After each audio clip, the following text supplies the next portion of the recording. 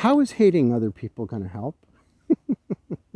How is classifying people into overly simplistic categories, filing them away into this or that, how's that helping? How is it helping us get our way through this day, this month, this year, into the expansion that our world has caused us to desire?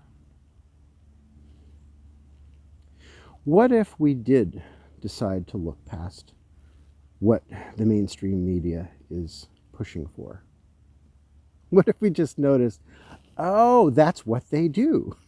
They're just an echo chamber of a series of thoughts that we don't have to believe in.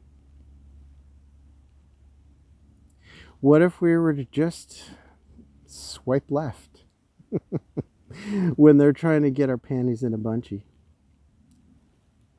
Right? You don't have to take the bait. Because what we really want is not to hate. It's to love, it's to share, it's to cooperate. There is no right and left. They're just echoes of the past, broken wings of the same sick bird that we can heal with a new perspective, with a unity perspective. So if we're going to step forward into a different way to be,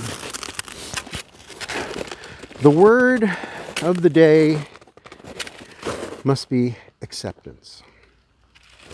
Accepting people as they are, accepting that you don't know everything about who they are. As a matter of fact, you know very little about who they are.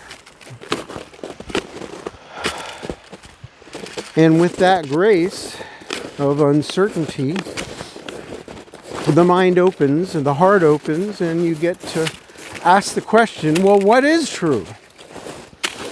Are all those people that I've been filing in the category of stupid idiots really stupid idiots?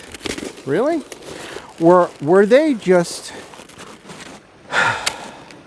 echoing what they were told to say?